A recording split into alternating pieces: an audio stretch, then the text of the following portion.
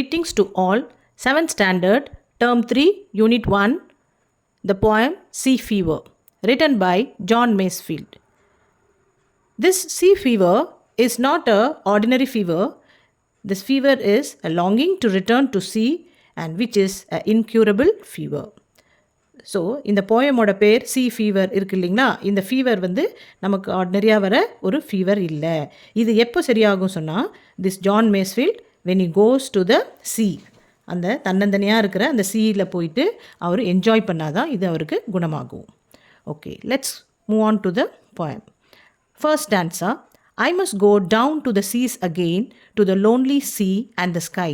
So first verse, John Masefield is insisting that I must go down to the seas again. அப்போ மறுபடியும் நான் வந்து அந்த கடலுக்கு போகணும். அப்படின்னா ஏற்கனவே அவர் போயிருக்காரு, திருப்பியும் அவருக்கு அங்கே போகணும். அண்ட் அந்த அந்த கடல் எப்படி இருக்குது? லோன்லி சி, தன்னந்தனியாக இருக்குது. அந்த ஸ்கையும் அதே மாதிரி அமைதியாக இருக்குது. So he wants to enjoy that. And all I ask is a tall ship and a star to steer her by. அவர் என்ன சொல்கிறாரு? நான் கேட்குறது ஒன்றே ஒன்று, என்னென்னா ஒரு டால் ஷிப், உயரமான ஒரு கப்பல், அது கூட a star to steer her by, ஒரு நட்சத்திரம். அந்த நட்சத்திரம் எதுக்கு? விடிவெள்ளி மாதிரி, ஏர்லி மார்னிங் ஸ்டார், அது வந்து அந்த கப்பலை வழிநடத்த அவர் கேட்குறாரு.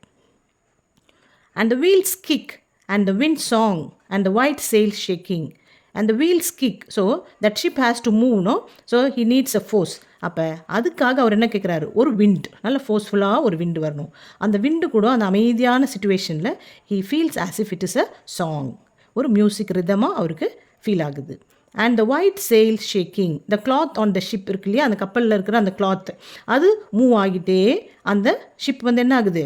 ஒன் பிளேஸ்லேருந்து இன்னொரு பிளேஸ்க்கு மூவ் ஆகிட்டு இருக்கு.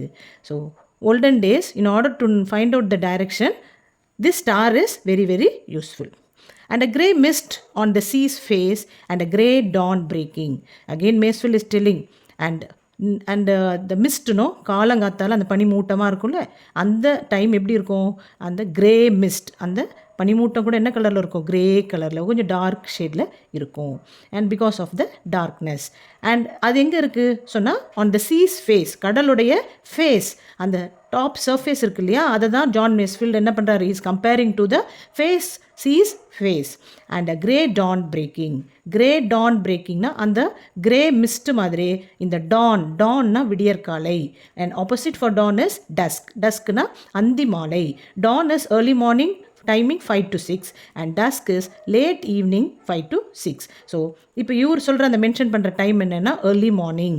So the darkness is going and the brightness is breaking, sun is coming. So அந்த டைமில் என்ன ஆகுது? இவருக்கு அந்த சீயில் போயிட்டு அந்த நேச்சரை என்ஜாய் பண்ணணும்.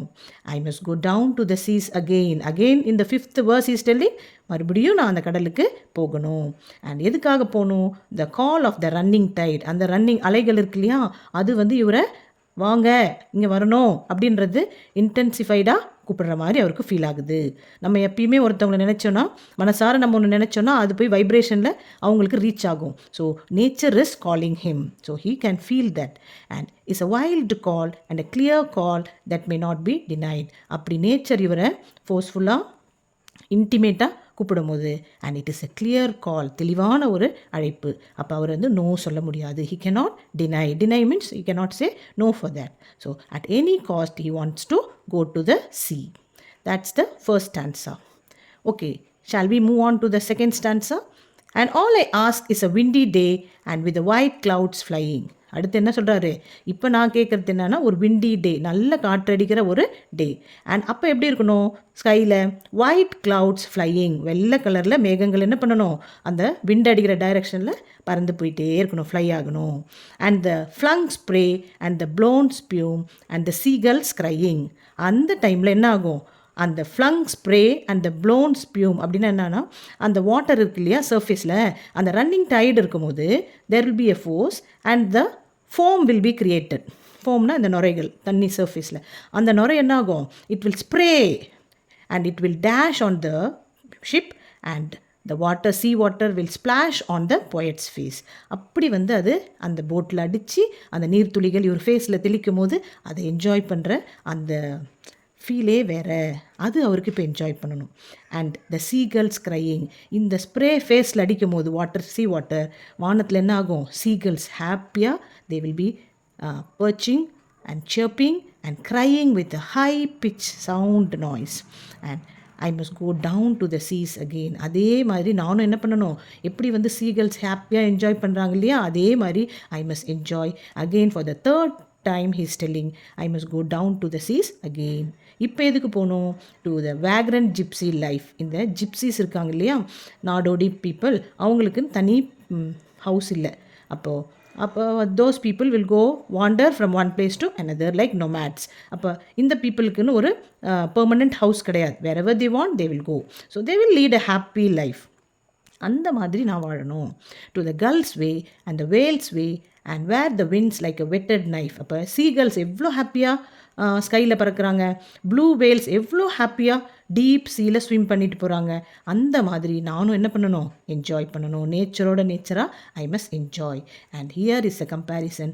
And the wind's like a whetted knife. The forceful wind is now compared as a whetted knife, ஷார்ப்பாக இருக்குது.